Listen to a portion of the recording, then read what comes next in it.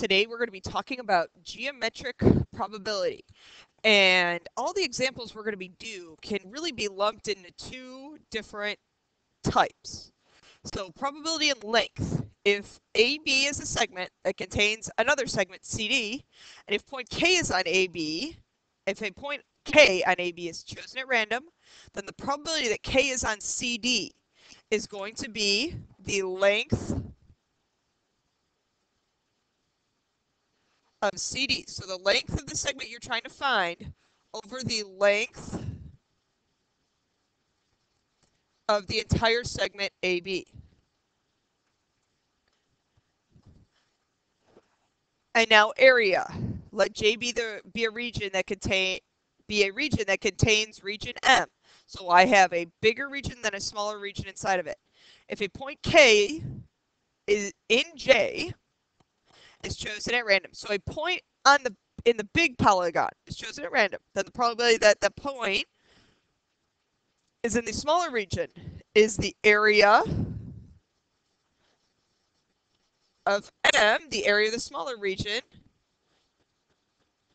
over the area of the entire region J. And every single one of our problems can be put into this, though it may not seem like it. Our first example.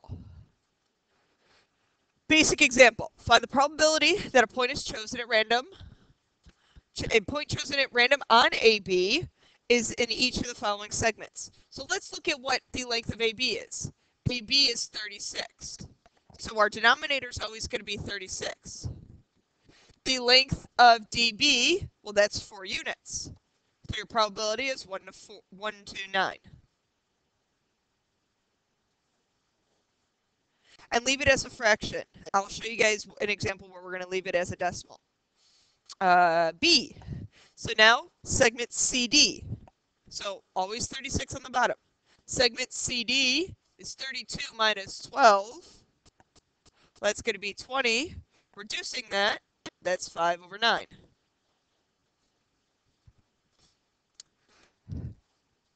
(36). So AD. Segment AD is 32 units. So that's going to be 8 over 9. So as the segment gets longer and longer, it gets closer and closer to 1. Now AB over AB, well, that's 36 over 36, which is really equal to 1.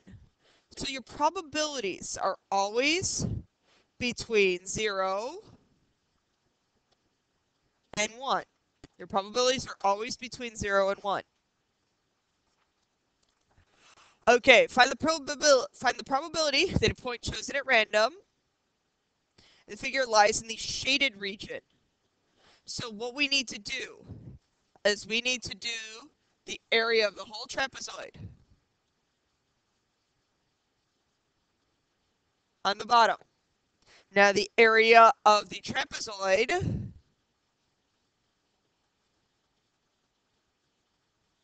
minus area of the circle, because that's the shaded region.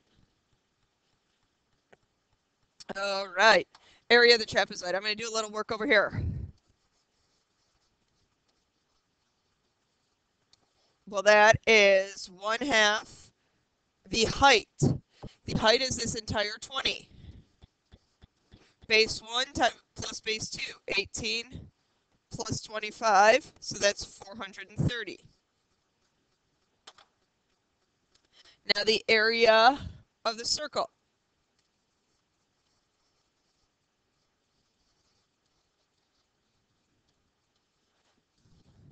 Pi r squared.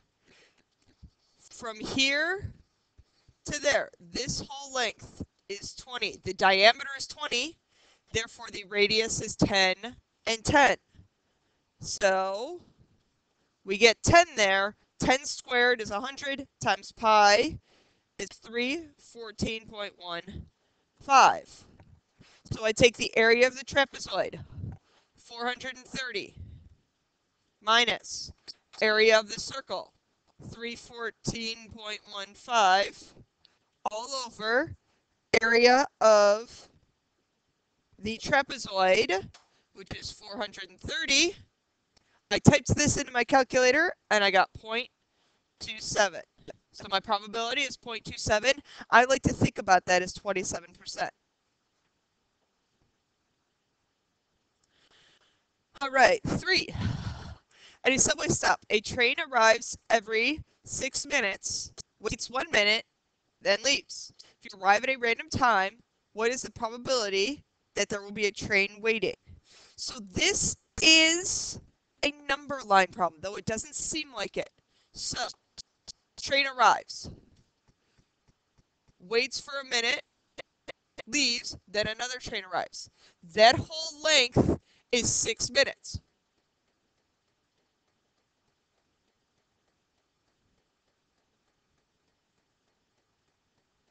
So then another period.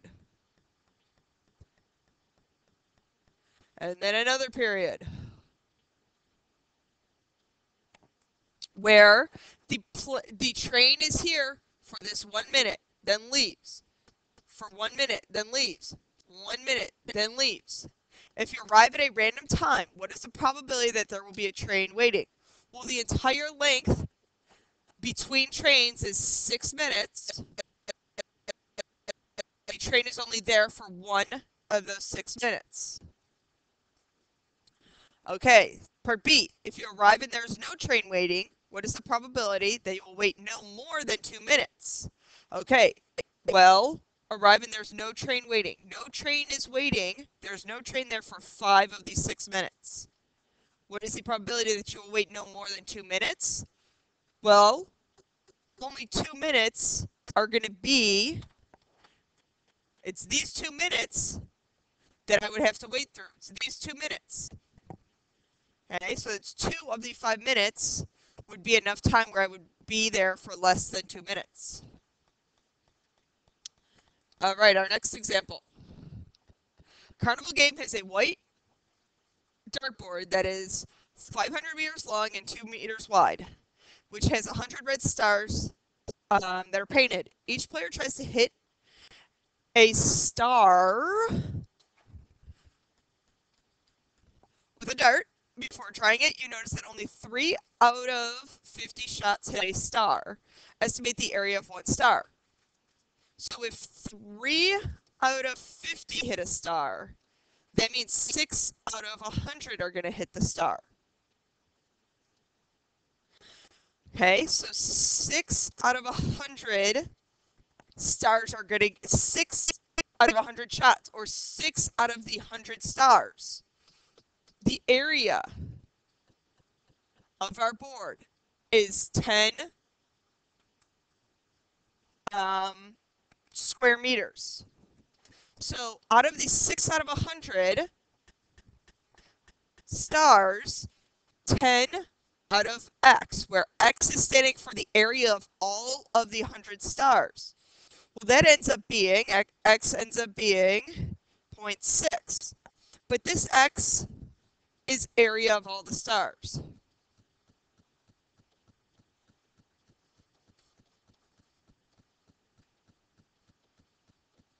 So that's the area of all the stars. What I have to do is I have to divide that by 100 to figure out what each individual one is. So that's 0.006 square meters.